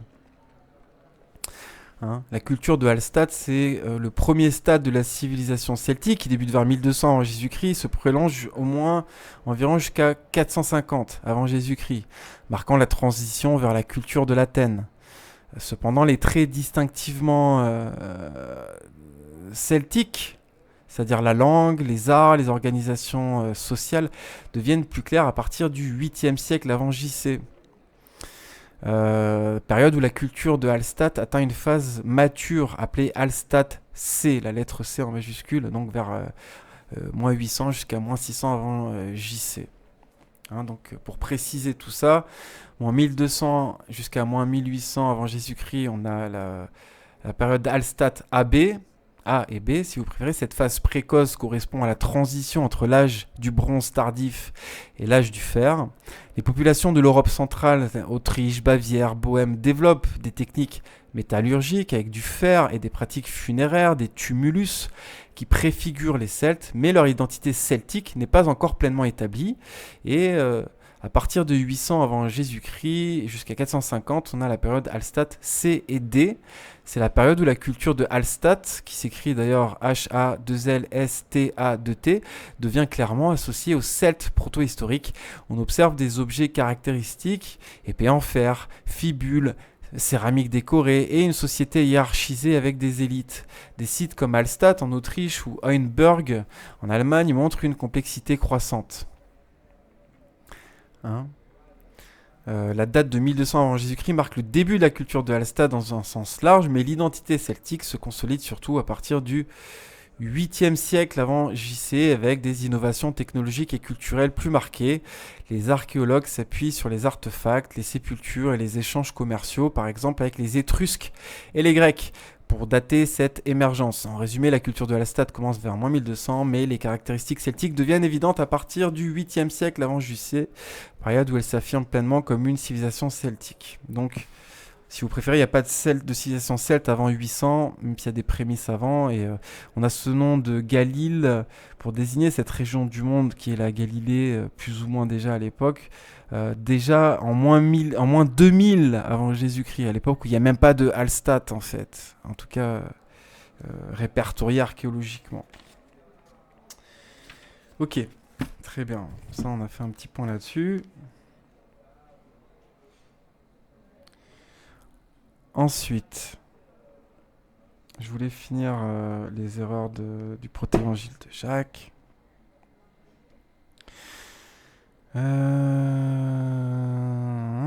L'auteur semble ignorer la distance et les relations géographiques entre Jérusalem, Bethléem et la Judée en général. Le récit du voyage de Joseph et Marie vers Bethléem pour le recensement, chapitre 17, est vague et manque de détails topographiques précis. Par exemple, le texte mentionne une pause de Marie près d'un pont d'eau à Bir el-Kadismou, un nom arabe postérieur, signifiant puits du repos, sans situer clairement cet endroit par rapport à Bethléem ou Jérusalem. Cette description semble plus légendaire que fondée sur une connaissance réelle des lieux. Alors ensuite, autre point important d'erreur et d'ajout, d'invention de cet apocryphe, la grotte comme lieu de la nativité. Le protévangile place la naissance de Jésus dans une grotte, chapitre 18, une tradition qui contraste avec les évangiles canoniques où Jésus naît dans une étable ou une maison, Luc 2,7, Matthieu 2,11. Cette idée de la grotte, bien que reprise dans la tradition chrétienne ultérieure, par exemple dans la basilique de la Nativité à Bethléem, semble être une invention ou une influence de récits orientaux sans ancrage historique, clair dans les sources juives ou palestiniennes de l'époque. Ensuite, incohérence dans le récit des mages. Le texte présente une description confuse du trajet des mages, on l'a lu tout à l'heure, au chapitre 21, où ils semblent être simultanément devant Hérode et en route vers la grotte. De plus, une allusion à plusieurs étoiles puis une seule est vague et ne correspond pas à une géographie ou une astronomie précise. Ces détails suggèrent une narration plus symbolique que réaliste, effectivement, mais surtout erratique. Ensuite, deuxième point, les erreurs liturgiques. Le protévangile de Jacques introduit des éléments liturgiques qui ne correspondent pas aux pratiques juives du 1er siècle, révélant une méconnaissance des rites et des traditions du judaïsme de l'époque. D'abord, au sujet de l'offrande et rôle de Joachim, le texte décrit Joachim, le père de Marie, comme offrant des doubles offrandes au temple pour la rémission de ses péchés et pour le peuple, dans le premier chapitre, on l'a lu tout à l'heure. Cette pratique est exagérée. Ça m'avait d'ailleurs fait sourciller et ne reflète pas les prescriptions précises de la Torah concernant les offrandes. De plus, le refus de son offrande par un certain Ruben, sous prétexte que Joachim n'a pas d'enfant, n'a aucun fondement dans la loi juive, où la stérilité n'était pas un motif pour interdire une offrande. Cette scène semble inventée pour dramatiser le récit. Ensuite, Marie élevée dans le temple.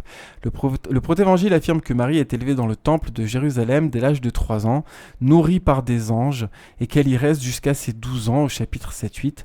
Cette idée est anachronique et incompatible avec les pratiques juives. Le temple n'était pas un lieu où des jeunes filles étaient élevées ou consacrées de cette manière.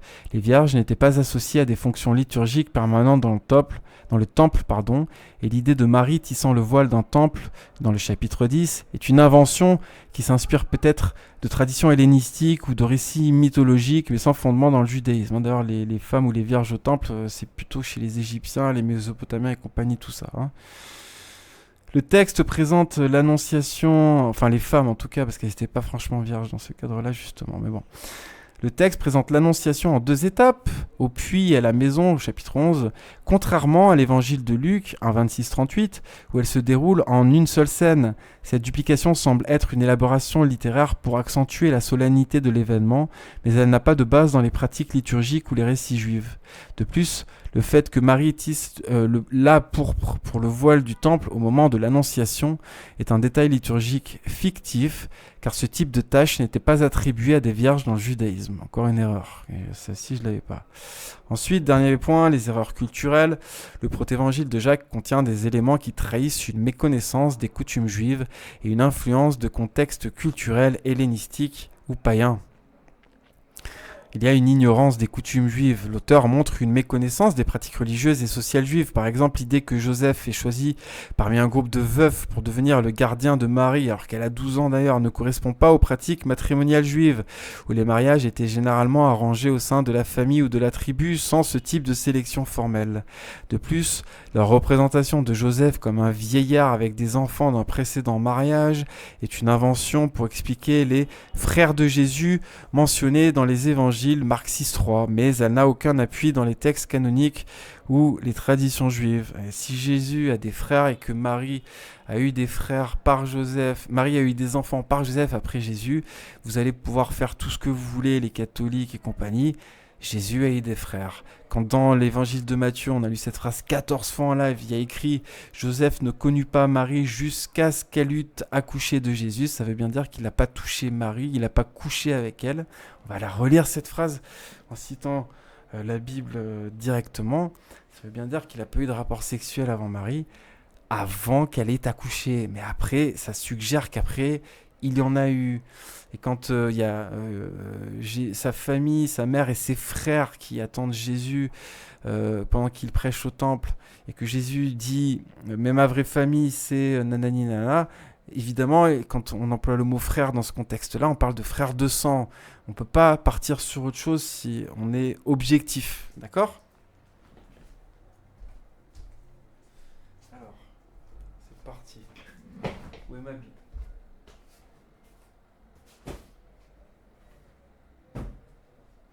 Pause, j'aurais beaucoup parlé tout seul aujourd'hui.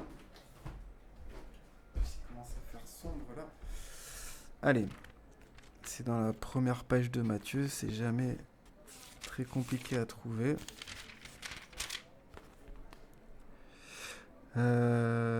À son réveil, alors Matthieu 1, 24, à son réveil, Joseph fit ce que l'ange du Seigneur lui avait ordonné et il prit sa femme chez lui, mais il n'eut pas de relation conjugale avec elle jusqu'à ce qu'elle ait mis au monde un fils premier-né auquel il donna le nom de Jésus. Bon, ça suggère bien qu'après il y en a eu des relations conjugales. Donc oui, il y a une naissance virginale pour Jésus, mais Marie n'est pas restée vierge. Jésus a bien eu des frères, en tout cas selon moi. Beaucoup de choses nous l'indiquent, comme je viens de vous le partager. Influence de récits orientaux. Certains éléments narratifs, comme la naissance dans une grotte ou l'intervention d'une sage-femme pour vérifier la virginité de Marie après l'accouchement, rappellent des motifs de contes orientaux ou de légendes païennes plutôt que de traditions juives. Par exemple, l'insistance sur la virginité physique de Marie pendant et après l'accouchement est une préoccupation théologique plus tardive, absente des évangiles canoniques et semble influencée par des conceptions hellénistiques de la pureté. La mort de Zacharie. Le protévangile inclut un récit sur la mort de Zacharie, père de Jean-Baptiste, présenté comme assassiné dans le temple. Je suis content d'avoir trouvé cette erreur tout seul d'ailleurs, comme on l'a vu tout à l'heure. J'avais pas conscientisé avant aujourd'hui. Ce détail semble inspiré d'un contresens sur Matthieu 23-35, où Jésus mentionne un Zacharie tué entre le sanctuaire et l'autel. Comme indiqué dans votre première question, ce Zacharie est généralement identifié à Zacharie, fils de Yehoyada, 2 Chroniques 24-20-22, et non au père de Jean-Baptiste. Cette confusion montre une méconnaissance des figures bibliques et des contextes historiques par l'auteur. Ensuite, représentation de Marie et de la pureté. Le texte met fortement l'accent sur la pureté de Marie, la présentant comme une vierge consacrée, vivant dans une chasteté absolue, nourrie par des anges, au chapitre 8. Cette vision idéalisée s'écarte des réalités culturelles juives où la virginité était valorisée, mais pas de manière aussi mystique ou monastique. Ça, c'est un travers que le catholicisme va récupérer en faisant des prêtres chastes, alors que la Bible nous l'interdit, CF les citations de Paul sur ce sujet qu'on a déjà lu 50 fois. Dans les épîtres, bien sûr. Cette insistance reflète davantage les idéaux de pureté des communautés chrétiennes hellénistiques du IIe siècle que les pratiques juives du 1er siècle. Ces erreurs suggèrent que l'auteur du protévangile de Jacques était probablement un judéo-chrétien ou un chrétien d'origine païenne vivant hors de Palestine, peut-être en Égypte ou en Asie mineure, comme le proposent certains chercheurs comme Stryker. Son ignorance des coutumes juives et de la géographie palestinienne combinée, je suis fatigué, à l'influence de motifs orientaux et hellénistiques indique un contexte d'écriture éloigné des réalités historiques de la Judée. Le texte a un but apologétique, cherchant à glorifier Marie et répondre aux questions sur l'incarnation de Jésus, mais il le fait en s'appuyant sur des légendes et des élaborations, plutôt que sur des faits historiques ou sur des... ça c'est moi qui rajoute, appuis de la Bible bien compris, parce qu'il y a beaucoup d'appuis sur la Bible, mais beaucoup d'erreurs malheureusement. Malgré ces erreurs, le protévangile de Jacques a eu une influence considérable sur la théologie mariale et dans tout le christianisme, l'iconographie chrétienne et la liturgie. Il est à l'origine des fêtes comme la Nativité de Marie, la présentation de la Vierge, la célébration d'Anne et Joachim, et je rajouterai, si vous avez bien compris l'émission d'aujourd'hui, qu'il n'y a pas de dogme d'Immaculée Conception, finalement, sans ce protévangile de Jacques, même si tout ça va commencer à se mettre à place uniquement à partir du XIe siècle. Cependant, son exclusion du canon des Écritures par l'Église, mais trop tardivement, c'est-à-dire au 5e, 6e siècle, décret de Gélase, s'explique par ses incohérences historiques et sa nature légendaire qui contraste avec la sobriété des évangiles canoniques. Pour conclure, le protévangile de Jacques contient des erreurs géographiques, ignorance des lieux comme Nazareth, Bethléem et Jérusalem, liturgiques, pratique du temple, offrandes non conformes au judaïsme, et culturelles, motifs hellénistiques et méconnaissance des coutumes juives. Ces incohérences reflètent le contexte d'un auteur éloigné de la Palestine, écrivant pour un public chrétien du IIe siècle, je dirais même de la deuxième partie du IIe siècle, avec un objectif apologétique et dévotionnel centré sur la glorification de Marie. Bien que non canonique, le texte a profondément influencé la piété et l'art chrétien, mais tout le christianisme, même les dogmes, on le voit bien aujourd'hui, malgré ces divergences avec les réalités historiques et les évangiles canoniques. Voilà. Allez, écoutez les amis, on va s'arrêter là pour cette émission, je commence à fatiguer. Non, j'ai pas fini l'étymologie de Marie. Ah si, c'est bon. Voilà, justement, on poursuivra ce chapitre qui nous parle du protévangile après. Si on continue, alors je finis vite fait. Attendez, je vais juste allumer une lumière. Parce que je vois plus rien. On va essayer de finir parce que de ce thème-là. On reprend ce petit Yves, là, le petit Yves de la Vierge Marie, qui est le fil conducteur de cette série d'émissions. On était toujours dans des descriptifs du protévangile de Jacques. On va voir ce qu'elle nous en dit. Marie élevée au temple de Jérusalem. En l'absence d'informations sur la jeunesse de Marie dans les évangiles, le protévangile de Jacques nous renseigne. Non, il fabule en fait, c'est pas la même chose quand même. Ainsi, de cet épisode peu connu du grand public, accomplissant le vœu qu'ils avaient fait de consacrer leurs enfants à Dieu, Anne et Joachim amènent Marie, âgée de 3 ans, au temple de Jérusalem. Peu connu du grand public, c'est vraiment le délire, les apocryphes nous racontent des vérités cachées, qui est suggéré dans ce passage, alors que c'est des erreurs et des fabulations erratiques. Il y a un souci avec cette perception, les cathos.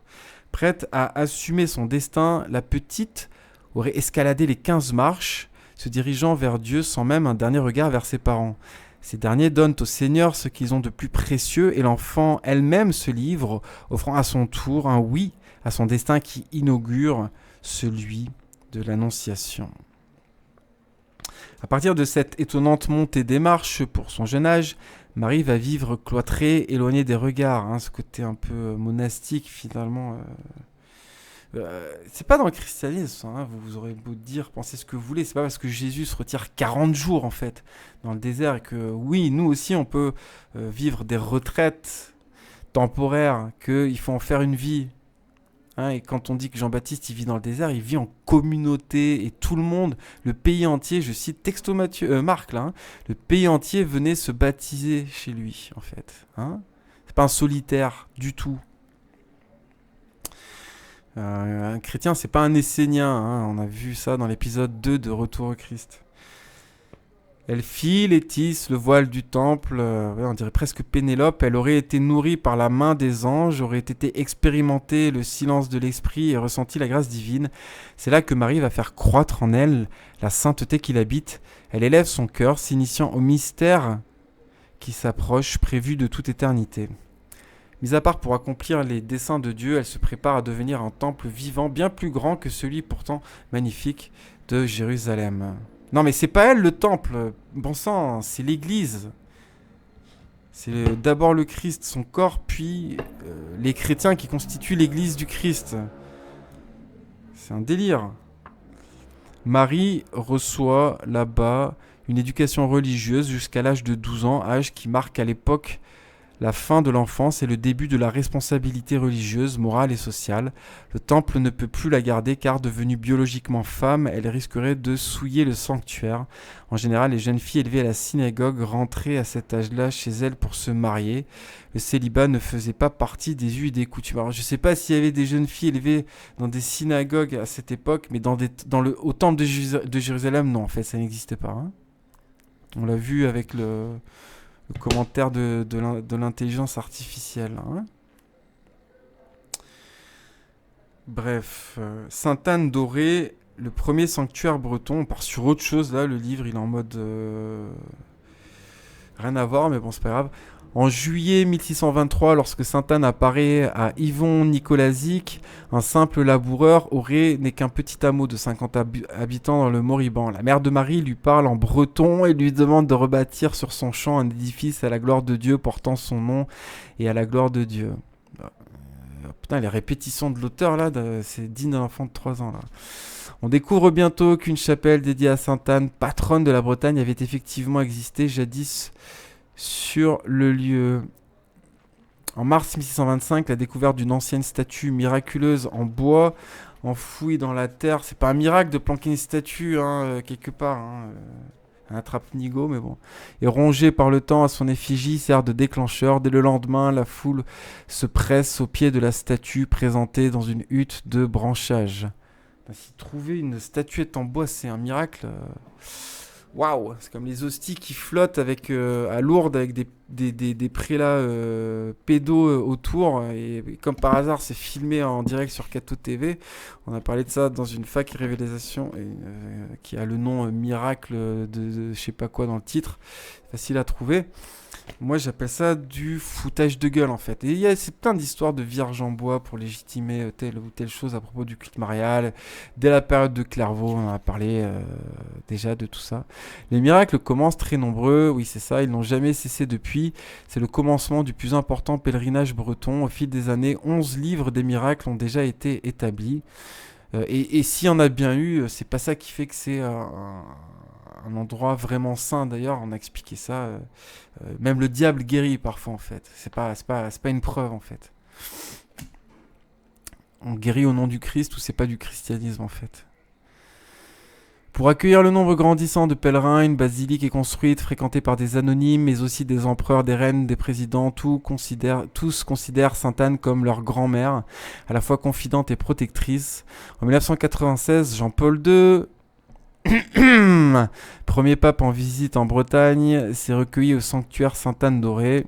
Oui, comme il s'est recueilli sur la Vierge Noire de Chossalkoa, je sais pas quoi, de Jacob Frank. Les marins l'ont choisie comme patronne et il l'a pris avant de prendre la mer. Elle est également invoquée pour tout ce qui a trait à la famille et notamment pour avoir la grâce d'être parent. Yvon Nicolazic et son épouse, qui ne pouvaient avoir d'enfants, en auront finalement 4. Le sanctuaire accueille entre 500 000 et 800 000 pèlerins chaque année. Ok, on va s'arrêter là parce que je suis fatigué. Et puis ça fait déjà deux épisodes de 2 heures. 2 épisodes d'1 heure et demie, pardon. Donc 3 heures dans la tronche pour moi, puisque je les ai faites à la foulée. Et, je suis un peu fatigué, mais merci. En plus que j'ai pas chômé aujourd'hui d'avoir écouté tout ça. D'avoir écouté ce 2e épisode. N'hésitez pas à mettre un like si vous avez appris des choses. On va continuer cette série. Et programmer ça petit à petit. On reviendra donc sur le culte marial dans un prochain épisode. Merci de votre patience. Soyez bénis, que son règne vienne et à très bientôt.